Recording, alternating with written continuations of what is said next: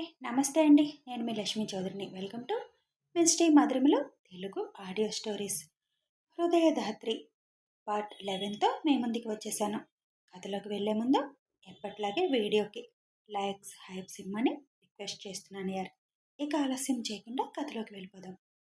భువి సంజు హాల్లో కూర్చొని బాతాకాని కొడుతూ ఉంటారు. సంజు నాన్ స్టాప్గా మాట్లాడుతూనే ఉండేసరికి అమ్మ భువి అది అలా వాగుతూనే ఉంటుంది. వెళ్ళండి, వెళ్ళి పడుకోండి అంటారు జాను గారు. నేను మాట్లాడుతుంటే నీ నోరేమైనా నొప్పొచ్చిందా ముసలి? నీకు నిద్ర వస్తే వెళ్ళి పడుకో. నేను అన్నయ్య వచ్చే వరకు ఇక్కడే ఉంటాను అని అంటుంది సంజు. నువ్వు కూర్చో దెయ్యంలాగా. భువి ఉదయాన్నే లేస్తుంది, నీలాగా 10 వరకు పడుకోదు అని అంటారు జాను.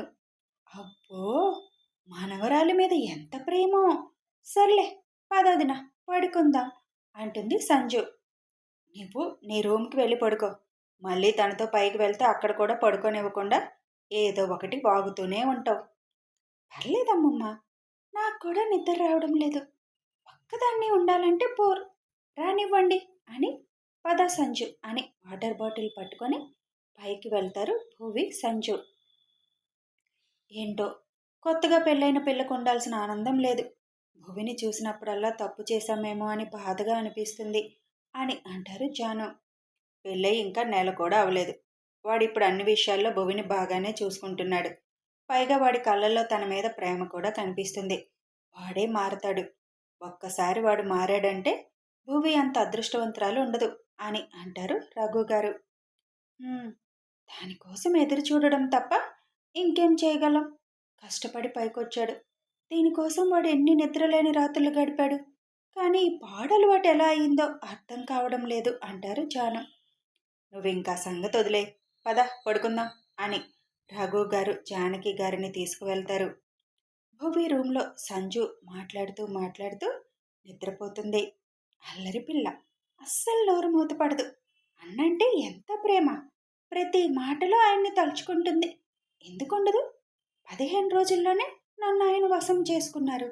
ఇంకా చిన్నప్పటి నుంచి అన్నతోనే ఉన్న తనకుండదా అని అనుకుంటూ సంజుని సరిగ్గా పడుకోబెట్టి బాల్కనీలోకి వెళ్ళి ఆకాశంలో చందమామని చూస్తూ అలాగే పడుకుంటుంది భువి. కారు దగ్గరకు వచ్చిన దేవుని చూసి, ఏంటి బాబు ఇవాళ తొందరగా వచ్చారు అని అడుగుతాడు కిషోర్. అంత కిక్కులేదురా ఇవాళ, అందుకే విసుగొచ్చి వచ్చేసాను అని కారు స్టార్ట్ చేస్తాడు. మంచిది, ఎలా అయినా తొందరగా వచ్చావు. మాకు కొంచెం తొందరగా ఇంటికి వెళ్ళే యోగం వచ్చింది. అరే, అసలు నిన్నెవరు నాతో రమ్మన్నారు? వచ్చేలా ఎవరు బాధపడమన్నారు? నాకేం బాధలేదు, నీ గురించే నా బాధ. ఇంకా ఎన్నాళ్ళు ఇలా అక్కడ భువి బాధపడుతూ, మీ నాని తాతయ్య బాధపడుతూ అవసరమా ఇదంతా అని అంటాడు కిషోర్. ఇది నువ్వెప్పుడూ చెప్పేదే కానీ సంజు వచ్చింది. రేపు పెళ్లి పార్టీ కావాలని అడుగుతుంది. రేపు ఈవినింగ్ వెళ్దాం, కల్పనకి చెప్పు అని అంటాడు. ఎప్పుడొచ్చింది ఆ కోతి? ఈవినింగ్ వచ్చింది. మీ బాబాయ్ ఏమనలేదా? ఏమో, నేను మేజర్ని చెప్పే వచ్చాను అని అంటుంది. అయినా ఏమంటాడు, అరుస్తారు. సంజు పట్టించుకోదు. అవును, ఈ కోతికి సిగ్గుంటే కదా. అరే, నా చెల్లినేంటి కోతి అని అంటున్నావు? అది విందంటే నీకు మామూలుగా ఉండదు. హా, చేసే పనులన్నీ అలాగే ఉంటాయి, అందుకే కోతి అనేది. ఊరికే అనము కదా. కిషోర్ ఇల్లు రావడంతో, అరే రేపు ఉదయం కల్పనని తీసుకొని అక్కడికి వచ్చే. రేపు ఎలాగో శనివారం కదా, ఆఫీస్ లేదు. ఉదయాన్నే ఎక్కడికన్నా ప్లాన్ చేస్తాను. నీ చెల్లి కూడా ఇప్పటి వరకు ఎక్కడికి వెళ్ళలేదు కదా అని అంటాడు దేవ్. సరే, నీ ఇష్టం అంటాడు కిషోర్. కల్పనకి జర్నీ ఏమీ ప్రాబ్లం లేదు కదా? ప్రాబ్లం ఏం లేదు. అయినా మనం కారులోనే కదా వెళ్ళేది, పర్లేదులే. తను కూడా బోర్ కొడుతుంది అంటుంది. అమ్మ వాళ్ళు ఎల్లుండి వస్తున్నారు. వాళ్ళొస్తే ఇంకా ఎటూ కదలదు. వెళ్దాం రేపు. సరే, మార్నింగ్ వచ్చేయ్ అని కారు స్టార్ట్ చేసుకొని వెళ్ళిపోతాడు. రేపన్నా మొత్తం భువితో ఉంటాడు అని అనుకుంటూ లోపలికి వెళ్తాడు కిషోర్. అమ్మా, నేను ఒక వారం ఫ్రెండ్స్తో ట్రిప్కి వెళ్తానమ్మా. అందరూ కాలేజీలో ట్రిప్ వేసినప్పుడు కూడా రాలేదు, ఇప్పుడు కూడా రావడం లేదు అని అడుగుతున్నారు అని అంటుంది నందు. వద్దు నందు, ఆయనకి తెలిస్తే కోప్పడతారు. ఎందుకు లేనిపోని గొడవ? అని మమత అంటారు. ఆయనకెందుకమ్మా భయపడాలి? అసలు నువ్వే తప్పు చేయకపోయినా ఎందుకింకా ఆయనకి భయపడతావు? ఆయన మాత్రం తప్పులు చేస్తూ దర్జాగా తిరుగుతున్నారు అని అంటుంది నందు. నీకెందుకు నందు ఆ విషయాలన్నీ? అయినా ఆయన నీకు తండ్రి, అలా అనకూడదు అని అంటారు మమత. తండ్రి ఎప్పుడన్నా నన్ను ప్రేమగా దగ్గరికి తీసుకున్నారా? పోనీ నాకేం కావాలి అని అడిగారా? ఆయన ఏం చేసినా నువ్వు క్షమించి నెత్తిన పెట్టుకో. నాకు మాత్రం ఆయన గురించి చెప్పకమ్మా. నీకోసం అన్నయ్య నేను ఇక్కడ ఉంటున్నాం. లేదంటే అసలు ఎప్పుడూ ఆయనకి దూరంగా ఉండేవాళ్ళం అని అంటుంది నందు. నందు నువ్వు వెళ్ళి పడుకో, ఇంక ఈ టాపిక్ వదిలేసి అని అంటుంది మమత. నేను అన్నయ్యని అడుగుతాను. అన్నయ్య వెళ్ళమంటే వెళ్తాను. ఈసారి ఆయన ఏమన్నా అంటే మాత్రం నేను ఊరుకోను అని నందు అక్కడి నుంచి వెళ్ళిపోతుంది. మీరు నా కోసం ఉంటే నేను మీకోసం ఇక్కడ ఉన్నాను. మిమ్మల్ని బయటికి తీసుకువెళ్ళి కష్టపెట్టలేక నన్ను నేనే కష్టపెట్టుకుంటున్నాను. అది మీకెవరికీ తెలియకుండా నటిస్తున్నాను. మీ పెళ్ళిళ్ళు అయిపోతే అసలు నేను ఇంకా ఇక్కడ ఎందుకుంటాను అని స్వేచ్ఛగా కన్నీళ్ళు వదిలేస్తూ అనుకుంటారు మమత. రూమ్లోకి వచ్చిన దేవుకి సంజు బెడ్ మీద నిద్రపోతూ ఉండడం చూసి తినేంటి ఇక్కడ పడుకుంది అనుకుంటూ భువి కనిపించక రూమ్ అంతా చూస్తాడు. బాల్కనీ డోరు తీసి ఉండడంతో అక్కడికి వెళ్ళి చూసిన దేవుకి చైర్లో కూర్చొని ముడుచుకొని పడుకున్న భువిని చూసి ఒక్క క్షణం బాధ అనిపిస్తుంది. ఇంత చలిలో ఇక్కడ పడుకుందేంటి అని ధాత్రి అని పిలుస్తాడు. మంచి నిద్రలో ఉండడంతో పలకదు. ఇంకోసారి పిలిచినా పలకదు. చెయ్యి పట్టి తట్టి లేపుతాడు.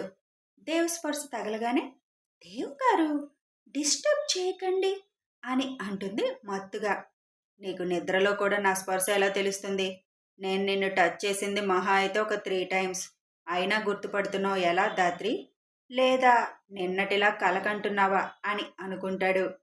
ఇంకెంత లేపినా లేవడం లేదని 2 చేతుల్లోకి తీసుకొని లోపలికి తీసుకువస్తాడు. 2 చేతుల్లోకి తీసుకోగానే దేవ్ గుండెపై తలవాలుస్తుంది.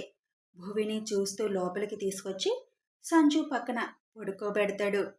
పడుకున్న భువి దేవ్ షర్టు పట్టుకొని ఉంటుంది. నెమ్మదిగా అది విడిపించుకొని లేచి బాల్కనీ డోర్ వేసి వీళ్ళిద్దరూ బెడ్ ఆక్రమించారు అనుకొని ఆ రాత్రికి పవలించడానికి వేరే రూమ్కి వెళ్తాడు. ఉదయాన్నే ఎప్పటిలా లేచిన భువికి తను బెడ్ మీద ఉండడం చూసి నేను బాల్కనీలో కదా పడుకున్నాను, ఇక్కడికి ఎలా వచ్చాను? నిద్ర రాగానే లేచి వచ్చి పడుకున్నానా?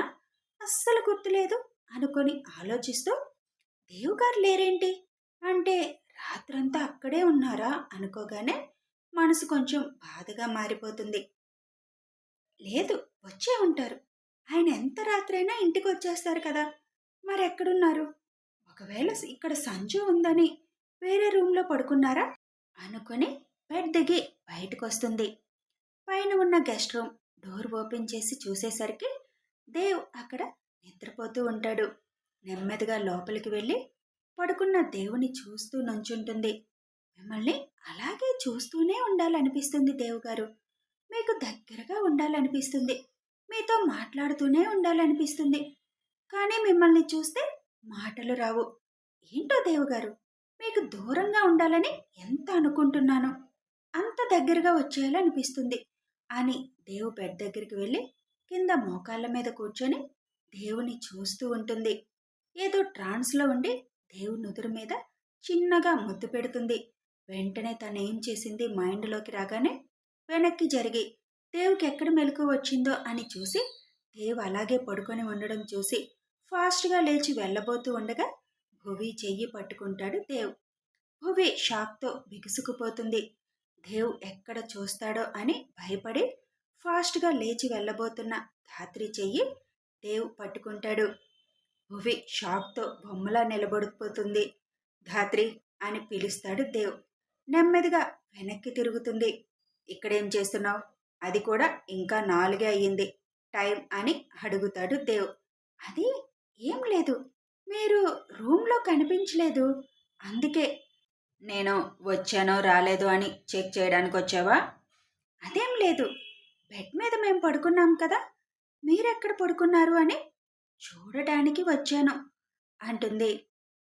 తలుపు తీసి చూస్తే కనిపిస్తాను కదా, మరి ఎక్కడి దాకా ఎందుకు వచ్చావు? అది అది ఊరికనే మీకు బ్లాంకెట్ సరిచేద్దాము అని. సరే వెళ్ళు, వెళ్ళి పడుకో అని చెయ్యి వదిలేస్తాడు.